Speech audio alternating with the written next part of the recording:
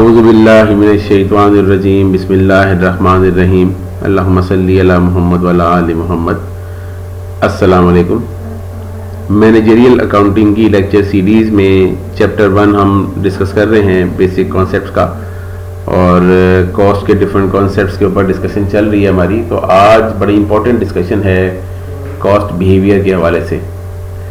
तो बेसिकली अगर मैं इसको थोड़ा सा स्टार्ट करना चाहूँ तो मैं यहीं से स्टार्ट करूँगा कि जो कॉस्ट होती है ये डिफरेंट अंदाज से बिहेव करती है।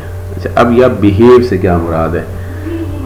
देखिए, बिजनेस की लेवल ऑफ एक्टिविटी में चेंज आता रहता है, ठीक है। वॉल्यूम में इजाफा होता रहता है, ठीक है। सेल्स के वॉल्यूम में इजाफा होता रहता है, इसके अलावा प्रोडक्शन के वॉल्यूम में इजाफा होता रहता है।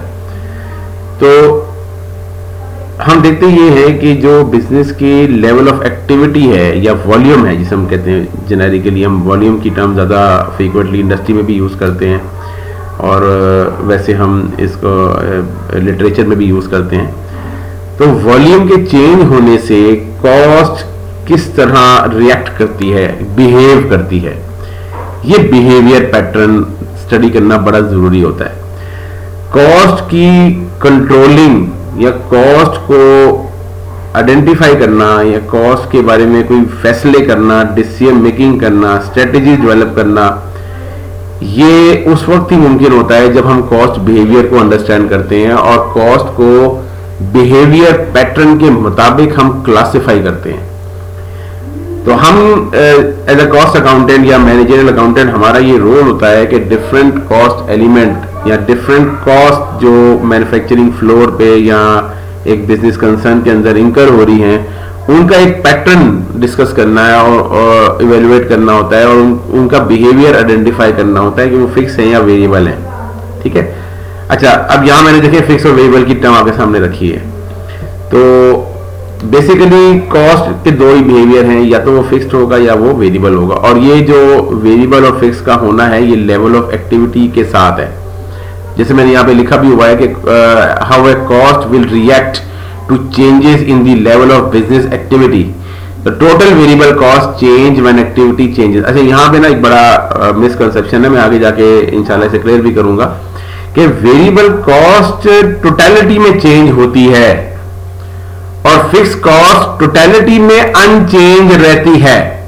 ये वर्ड जो टोटल का लिखा हुआ है ना, ये बहुत जरूरी है, इसको आप समझें, ठीक है। वेरिएबल और फिक्स का रिलेशनशिप टोटलिटी में है, ठीक है।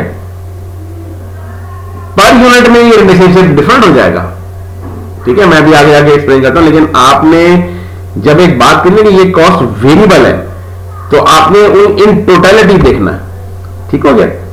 तो फिक्स कॉस्ट क्या है? Fix cost remain unchange when activity changes, ठीक है। एक्टिविटी कह लें, वॉल्यूम कह लें, सेल्स कह लें, प्रोडक्शन कह लें, what ever you call process. जो अगर मैन्युफैक्चरिंग कंसर्न नहीं है तो आप अगर सर्विस इंडस्ट्री है या कोई और ऑर्गेनाइजेशन है तो उसमें फिर आप नंबर ऑफ ट्रांजेक्शन सर्व्ड कह लें, नंबर ऑफ कस्टमर एंटरटेन्ड कह लें, ठीक है।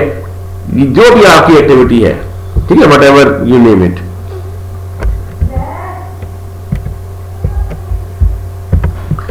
अच्छा, अब यहां से ऑनवर्ड हम बात करते हैं टोटल वेरिएबल कॉस्ट की। The total long distance telephone bill is based on how many minutes you talk, ठीक है। यानी बेसिकली टोटल बिल जो है वो डिपेंड करेगा कि आपने कितने मिनट्स में टॉक अपनी, तो जो बिल के टोटल अमाउंट होगा वो डिपेंड करेगा कि आपने कितने मिनट्स टॉक किए। वो पर मिनट की एक कैलकुलेशन के हिसाब से बका बिल कैलकुलेट होता है। और देखिएगा कि ये आपका जो फ्लो बनता है, इसको अगर वो ग्राफिकल रिप्रेजेंटेशन करेंगे तो इस तरीके से ये फ्लो बनता है, इंक्रीजिंग ट्रेंड में जाएगा, ठीक है जी। लेवल ऑफ एक्टिविटी से बढ़ेगा, लेवल एक्टिविटी के कम होने से कम हो जाएगा, ठीक है। ये एक टोटल वेरिएबल कॉस्ट का बिहेवियर है। अच्छा, वेरिएबल कॉस्ट पर यूनिट के अंदर ये सेम रहती है। ये मैंने आपसे पहले भी डिस्कस किया था कि जो वेरिएबल कॉस्ट है ये टोटलिटी के अंदर वेरिएबल होती है, लेकिन पर यूनिट में ये सेम होती है। जैसे अब ये 10 सेंट पर मिनट है, अब 10 सेंट पर मिनट, चाहे इतने मिनट से आप टॉक करें 10 सेंट पर मिनट ही रहेगी। पर यूनिट की बात हो रही है, ठीक है जी। अच्छा, अब फिक्स कॉस्ट है, फिक्स कॉस्ट टोटलिटी के अंदर जो है वो चेंज नहीं होती है। फॉर एग्जांपल आप कहते हैं कि जो बेसिक टेलीफोन बिल है, जैसे लाइन रेंट कहते हैं या बेसिक सर्विस चार्जेस जो फिक्स होते हैं वो फिक्स है, जितनी मर्जी आप कॉल कर लें, ठीक है। लेकिन जब आप पर यूनिट की बात करते हैं तो ये पर यूनिट जो है ये as the number of calls increase ये रिड्यूस हो रहा है। इसलिए रिड्यूस हो रहा है कि एक फिक्स अमाउंट ज्यादा नंबर ऑफ यूनिट्स के ऊपर डिस्ट्रीब्यूट होगा, तो ये जैसे जैसे लेवल ऑफ एक्टिविटी बढ़ेगी ये पर यूनिट के अंदर क्या आती रहेगी, कमी आती रहेगी, ठीक है। और ये बिहेवियर इंशाल्लाह जब हम सीवीपी एनालिसिस को डिटेल से डिस्कस करेंगे तो वहां पे ये पैटर्न मैं आपको डिटेल से दोबारा समझाऊंगा कि किस तरीके से ये रिएक्ट करता है। तो अब ये समरी आ गई कि जो कॉस्ट है वेरिएबल है, टोटलिटी के अंदर चेंज होगी, ये फिक्स रहेगी, पर यूनिट के अंदर ये फिक्स रहेगी और ये डिक्रीज होगी, ठीक है जी। तो ये एक कॉन्सेप्ट है। यहाँ पे रेलेवेंट रेंज का एक कॉन्सेप्ट है। रेलेवेंट रेंज का कॉन्सेप्ट ये है, अगर इसको डिफाइन करना चाहें कि relevant range is the level of activity under which these relationship hold, ठीक है। It is the range of activity in which these relationships hold, यानी ये मेंटेन रहते हैं। देखिए होता ही है ना कि जो इकोनॉमिक्स का प्रिंसिपल है कि जो ये शॉर्ट टर्म और लॉन्ग टर्म का कॉन्सेप्ट है ना, लॉन्ग टर्म में हर चीज वेरिएबल है, क्योंकि देखिए जब आपने नया यूनिट लगाना है तो आपको नई मशीनरी खरीदनी पड़ेगी, तो वो भी तो वेरिएबल हो गया ना, फिक्स कॉस्ट भी तो वेरी कर गई ना। तो लेकिन जब तक आपने एक नया यूनिट लगाना है, जब तक नया यूनिट यूज हो रहा है तब तक उस नए यूनिट की कॉस्ट फिक्स है, ठीक है।